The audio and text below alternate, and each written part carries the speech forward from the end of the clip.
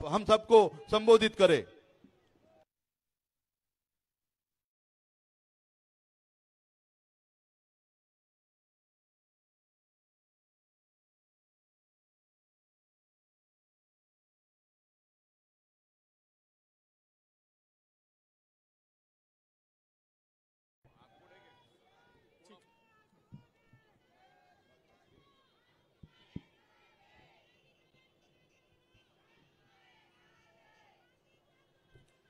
भारत माता की, भारत माता की, छत्रपति शिवाजी महाराज की जय भवानी, जय जय जय जय जय भवानी,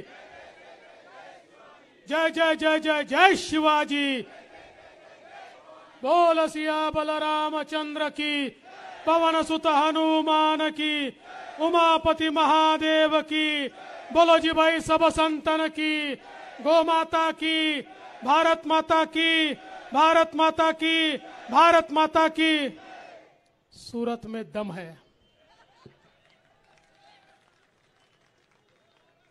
मंचावर उपस्थित मराठी की हिंदी रे बाबा,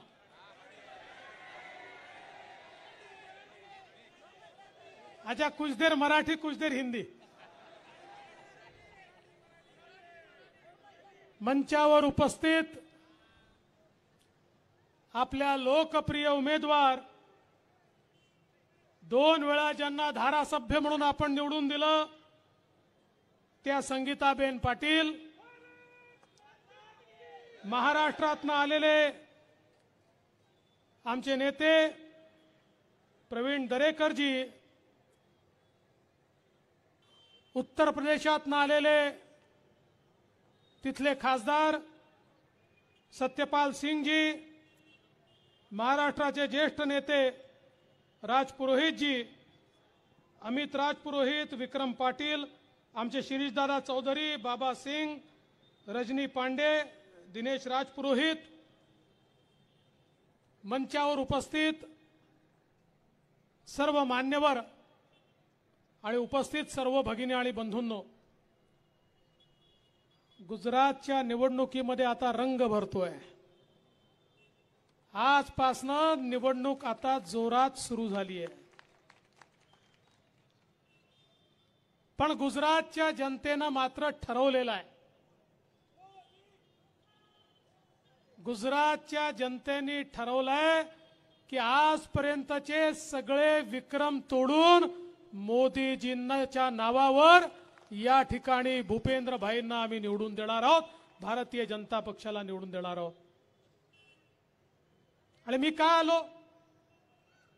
नरेंद्र भाई के नेतृत्व में भूपेंद्र भाई की सरकार बने, इसलिए देवेंद्र भाई यहां आए हैं।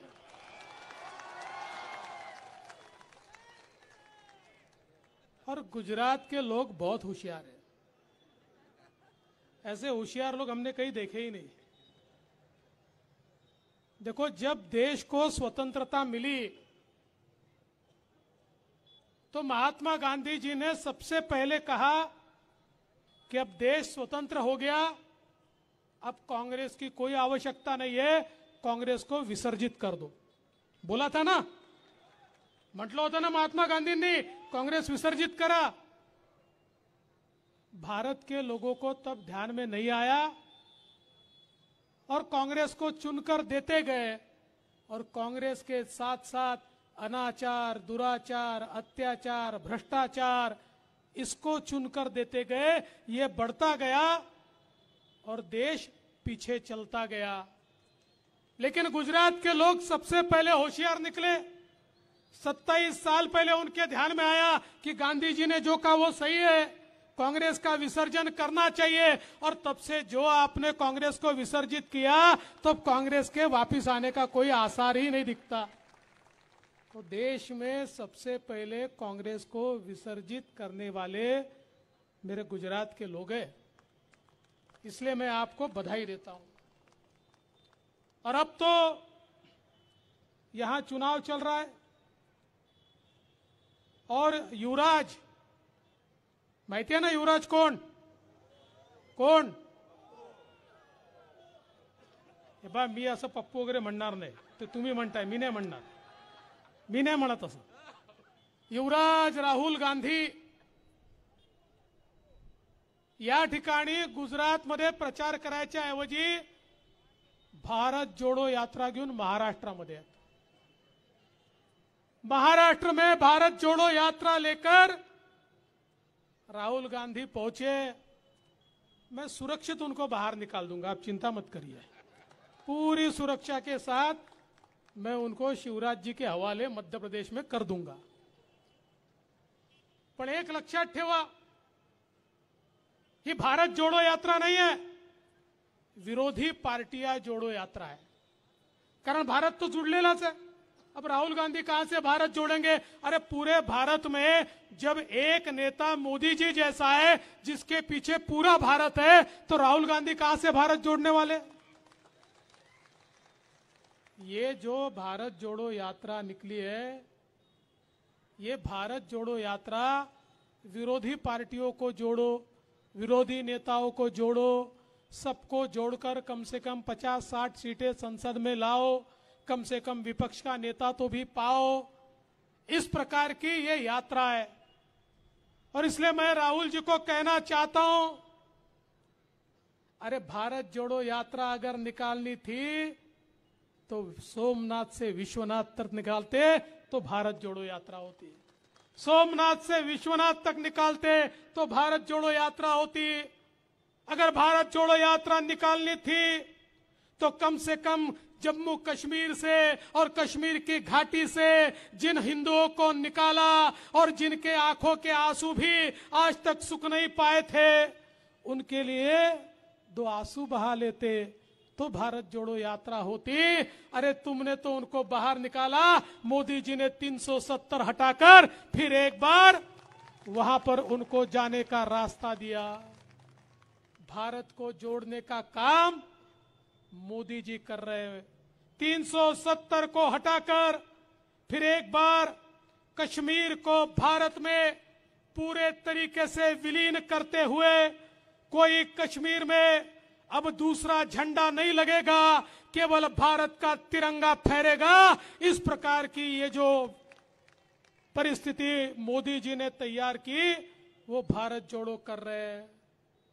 लेकिन दोस्तों, ये हमारे युवराज महाराष्ट्र में आए आणि समजत नाही या बाबाला कोण स्क्रिप्ट लिहून देतं, कोणाचे कागद वाचतो, काय खाऊन वाचतो, हेच समजत नाही.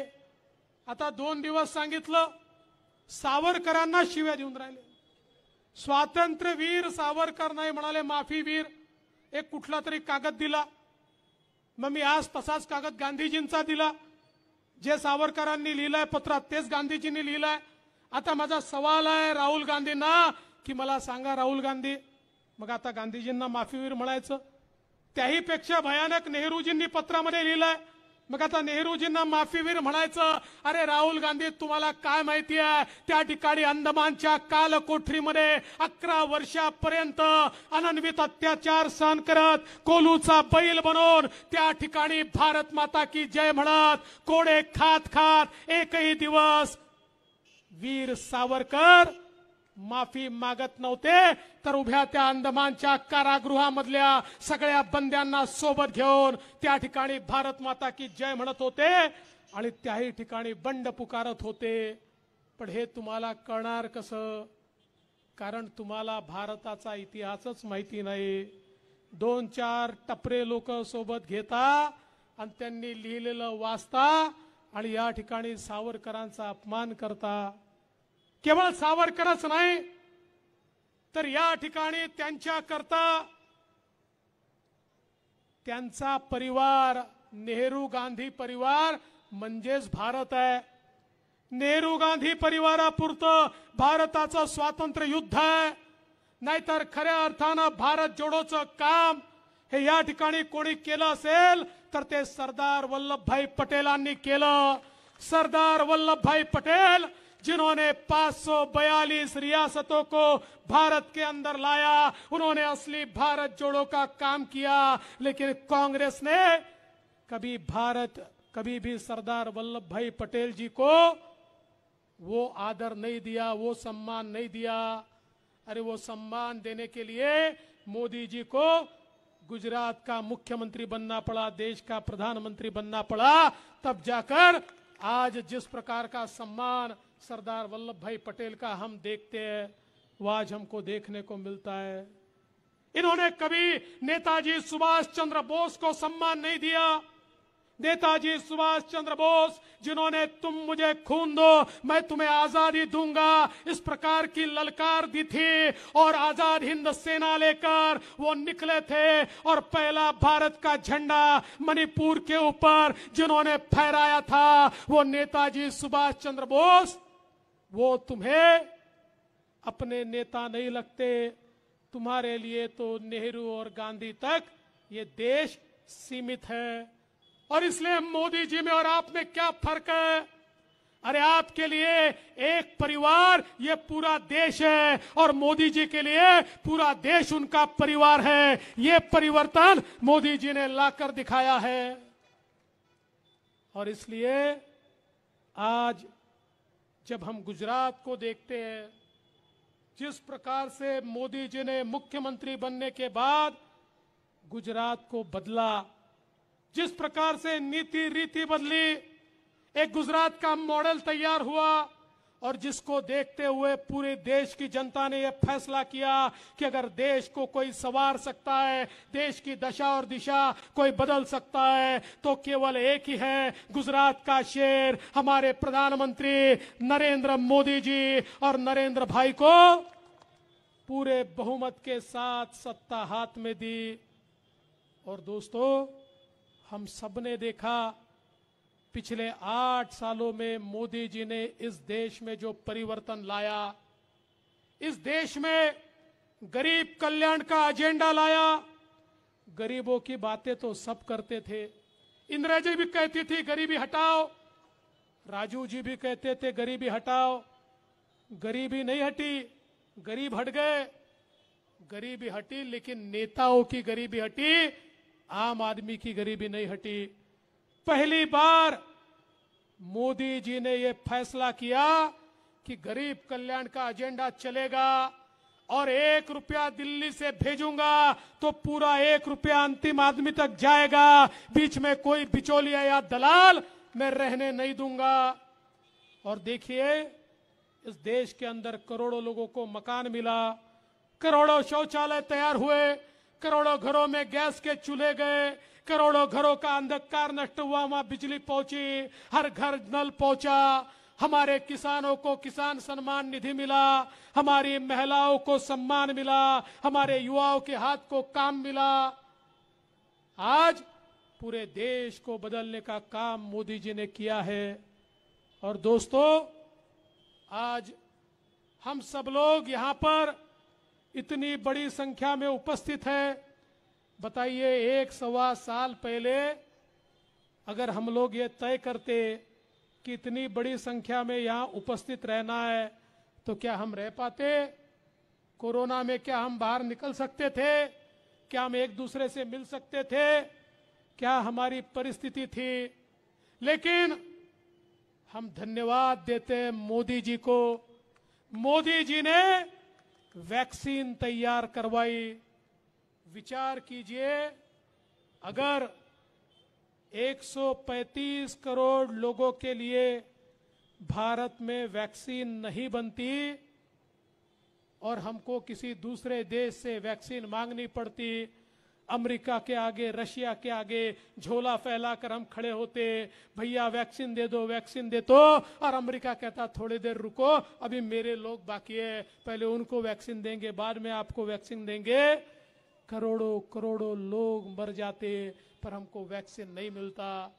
लेकिन मोदी जी एक ऐसे दूरदर्शी नेता है, मोदी जी ये जानते थे कि 135 करोड़ लोगों की जान अगर बचानी है तो इस देश में वैक्सीन तैयार करनी होगी।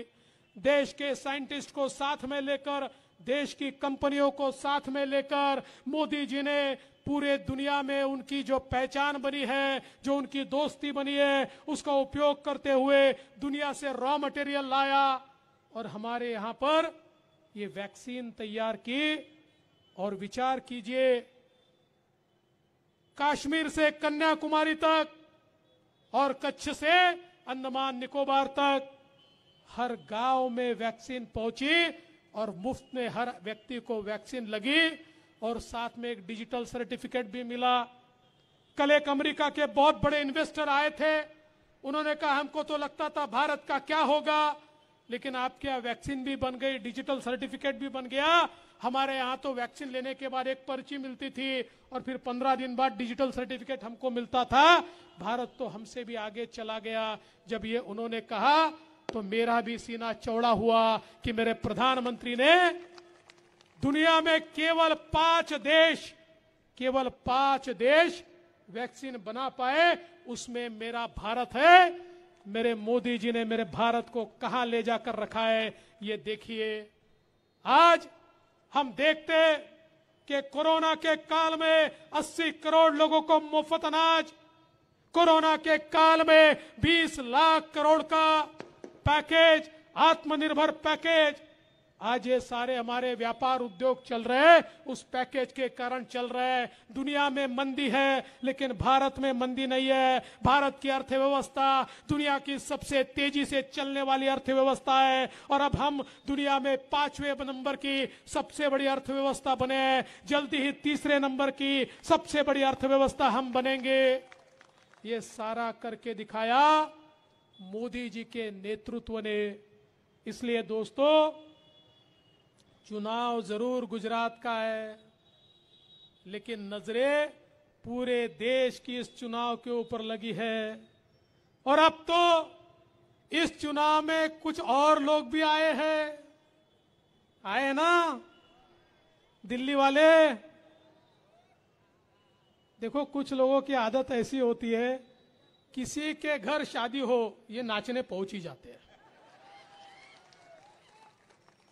आपको पता है, साइबेरिया करके देश है, ये साइबेरिया में जो पंछी होते हैं, जब साइबेरिया में बहुत बर्फ जमा होती है, -40 डिग्री का टेम्परेचर होता है, तो ये साइबेरिया के पंछी उड़कर मुंबई और सूरत में आते हैं। और जैसे ही वहां गर्मी शुरू होती है तो उड़कर वापस चले जाते हैं। ऐसे ये दिल्ली के पंछी यहां आए हैं, चुनाव तक रहेंगे और चुनाव समाप्त होगा तो दिल्ली के पंछी दिल्ली में गुल हो जाएंगे। अरे इनका इतिहास ही ऐसा है।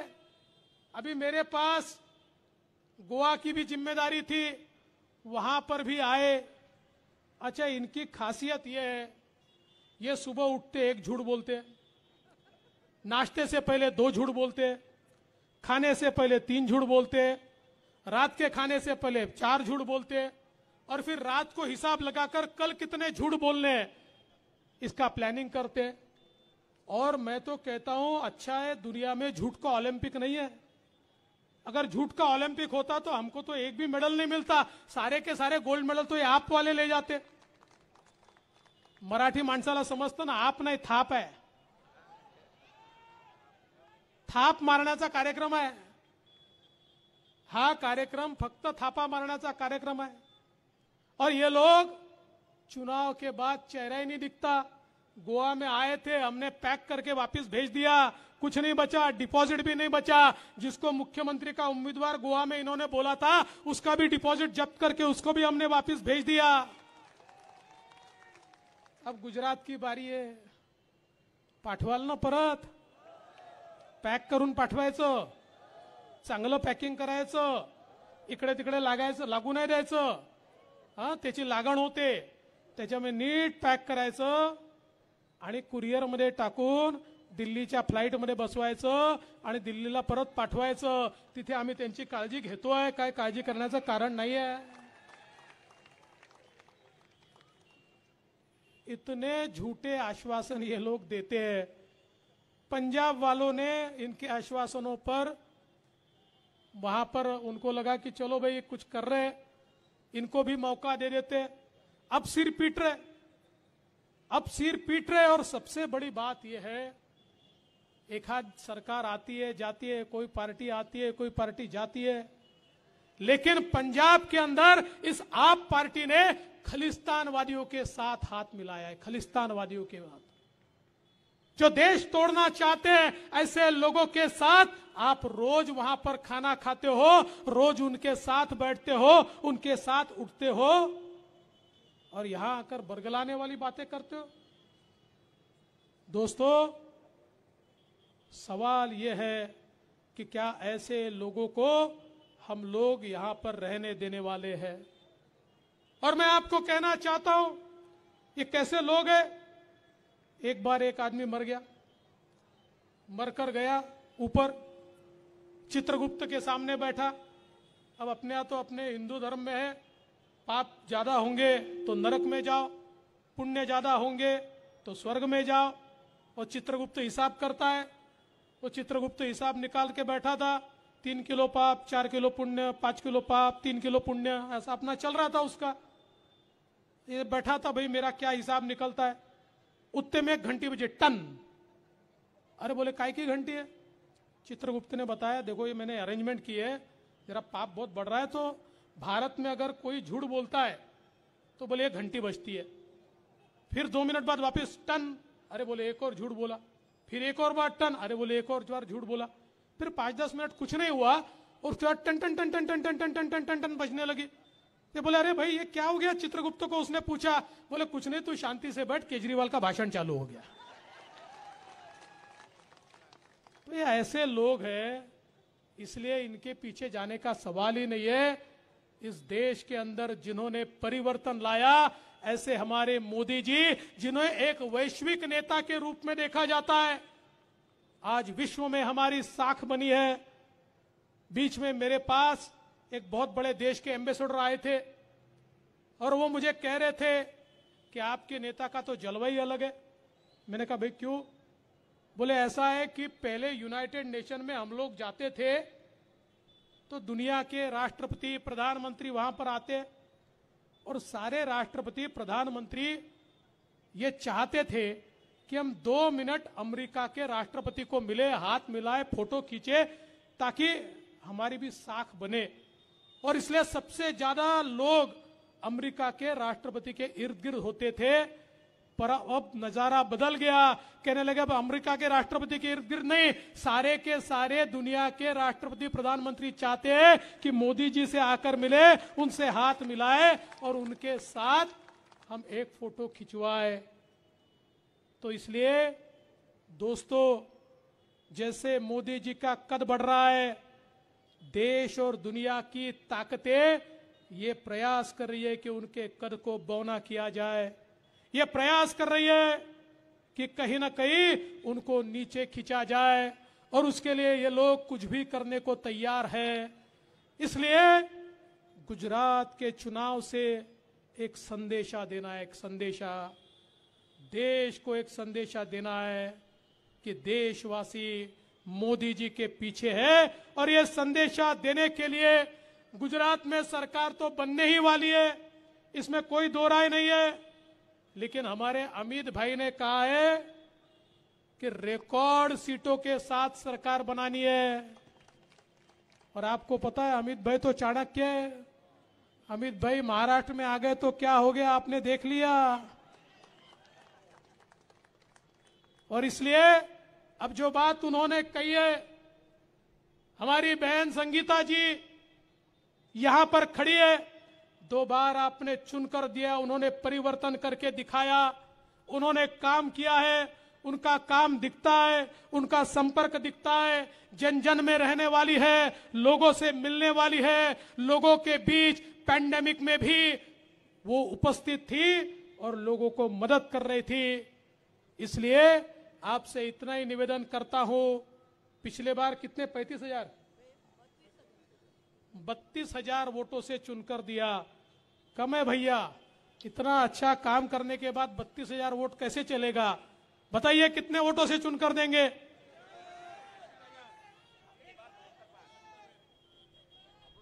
बोलो। अभी इधर से मांग ऐसी आई है कि अमृत महोत्सव है, 75 साल हुए, तो 75,000 वोटों से चुनकर आना है। बोलिए देंगे? तो हाथ उठाकर कहिए भारत माता की, भारत माता की, भारत माता की। मोदी जी संघर्ष करो, मोदी जी आगे बढ़ो, देश तुम्हारे साथ है। मोदी जी आगे बढ़ो, मोदी जी आगे बढ़ो। भारत माता की जय हिंद, जय भारत।